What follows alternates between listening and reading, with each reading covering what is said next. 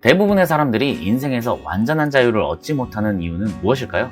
이 질문은 역행자라는 책 초입부에 나오는 질문입니다. 99%의 일반인이 부자가 될 수 없는 가장 큰 이유가 무엇일까요? 랑 같은 질문이라고 생각합니다. 부자들이 이렇게 해왔다 혹은 자수성가를 한 사람은 이렇게 했다라고 했을 때 대부분의 사람들은 그들과 나와의 다른 점만을 찾아봅니다. 부자들이 성공할 수 있었던 이유는 그 사람의 환경이 좋았기 때문이고 그 사람 운이 좋았기 때문인 거지, 나도 금수저였다면, 나도 저런 환경이었다면, 나도 운이 좋았다면 당연히 부자가 되었을 거다 라고 이야기를 합니다. 여러 가지 예를 들어볼 수 있습니다. 현재 세계 최고의 부자는 일론 머스크죠. 사람들은 일론 머스크는 어떻게 부자가 되었을까라고 생각을 하고 검색을 해봅니다. 그 와중에 어떤 교수가 일론 머스크는 금수저였어, 남아공 에메랄드 광산을 소유했던 가문이기 때문이지 라고 주장을 합니다. 하지만 일론 머스크는 아버지가 광산을 소유한 것도 아니었고 나 자신도 부모의 도움 없이 자력으로 대학에 들어가야 했기에 학자금 대출로 인한 빚이 있었다라고 저 주장에 대해서 반박을 했었죠. 사람들은 일론 머스크의 주장보다 교수의 말에 납득을 해버립니다. 그럼 그렇지, 역시 집안에 돈이 있고 도전할 수 있도록 지원을 해줘야 돼. 나는 집에 돈도 없고 지원을 해줄 수가 없으니까 저렇게 부자가 될 수 없는 게 당연하지. 이렇게 해야 마음이 편하거든요. 나는 원래 근본적으로 태생적으로 할 수 없어야지만 마음이 편해지거든요. 이런 것을 역행자에서는 과잉자의식이라고 표현을 합니다. 아무리 성공한 사람들이 이야기를 해도 그렇게 성공한 이유는 뭔가 다른 게 받쳐줬겠지, 나는 없는 집안의 빽과 조력이 있었겠지 라고 생각을 해버립니다. 실제로 일론 머스크는 일중독자로 유명합니다. 일주일에 100시간 이상을 일한다고 하죠.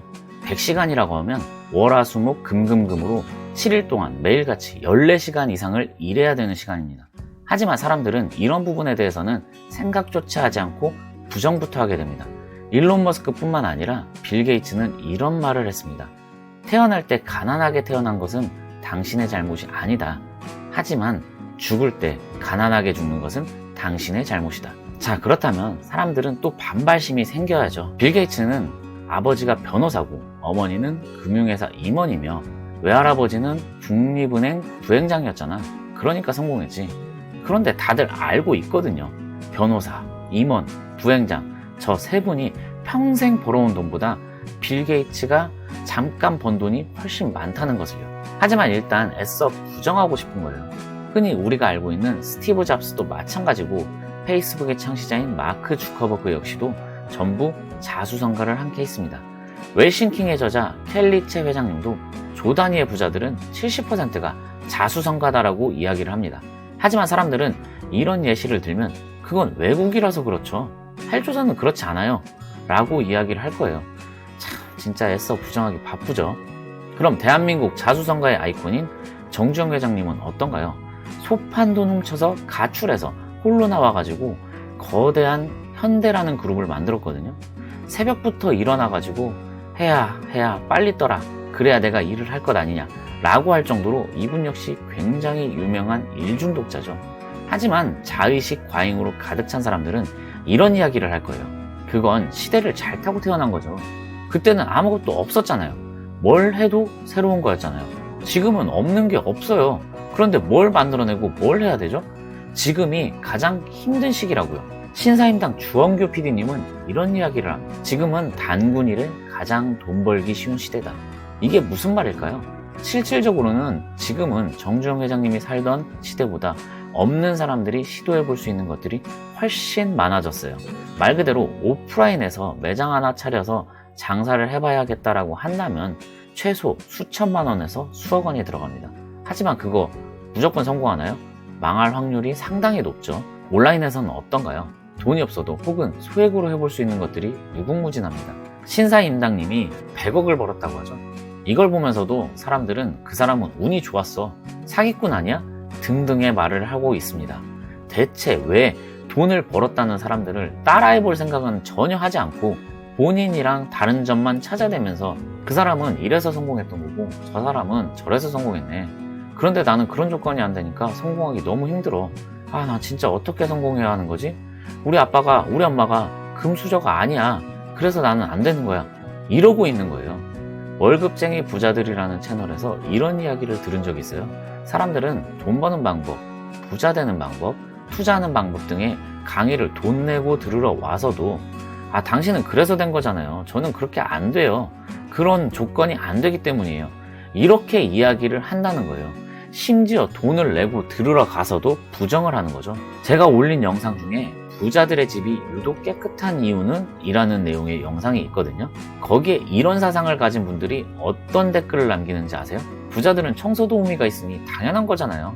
우리는 돈 버느라 깨끗하게 하고 싶어도 못하는 게 당연한 거야. 이런 이야기를 남깁니다. 그리고 그 밑에는 맞아 집이 넓으니까 뭘 해도 깨끗한 거지. 우린 집이 좁아서 그래라는 동조하는 사람들이 모여들죠. 어차피 전 이런 댓글 남겨놔봐야 부정적인 기운이 남으니까 전부 숨김 처리를 해버리거든요. 돈 내고 강의 들으러 가서도 부정하는 질문을 하는데 그냥 클릭만 하면 볼 수 있는 유튜브에 와서 이런 댓글을 남기고 있는 것은 어찌 보면 당연한 걸 수도 있겠네요. 김미경 강사님 강의 중에 예전에 이런 내용을 들은 적이 있어요. 저는 개천에서 용났다는 이야기를 참 좋아해요. 하지만 저한테 사람들이 이런 이야기를 해요. 선생님, 그거는 옛날 이야기예요. 요즘은 할아버지가 돈이 있어야 되고 어쩌고 저쩌고. 웃기지들 마세요. 진리가 변해요?